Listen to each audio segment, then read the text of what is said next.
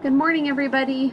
So Linda and I have been strategically planning Tuesday professional development to allow us to dive deeper and deeper into supporting our EL students.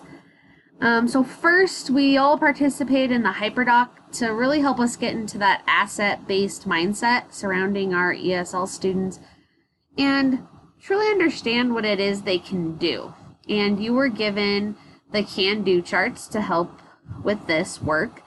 And remember, those tell you what each of your EL students at their various levels can do in the areas of reading, writing, speaking, and listening.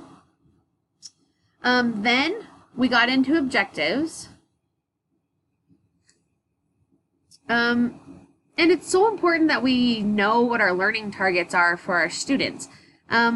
We should all be able to answer that question, what do I want my students to learn from this lesson today?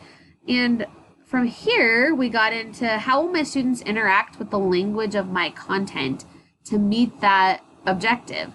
Will they speak? Will they read? Will they write or listen? So these are the 4 language domains.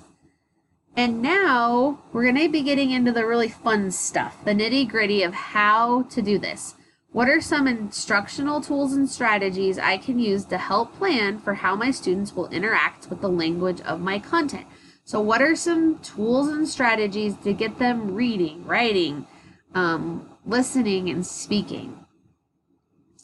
These tools are called instructional supports. And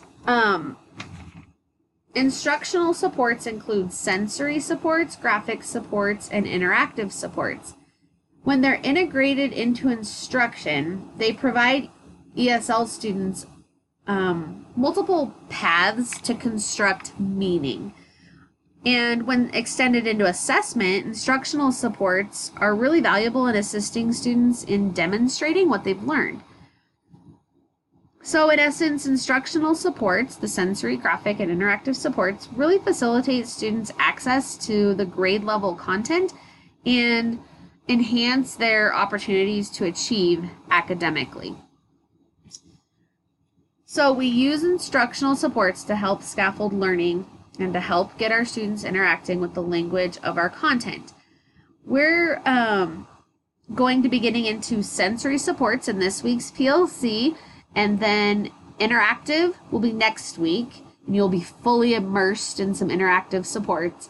And then we'll be getting into graphic supports and some vocabulary instruction after that.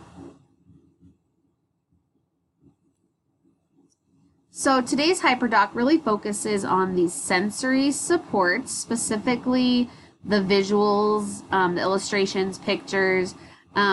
But sensory supports, students are using multiple senses at one time.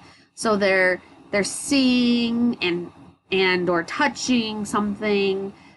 They might be like seeing and hearing something at the same time. Maybe in some content areas they're tasting or smelling. It depends on your content. So here in this table, I have, we came out with some examples of sensory supports in each of the different core content areas. So some language arts supports, some math supports, science and social studies. And these are just some examples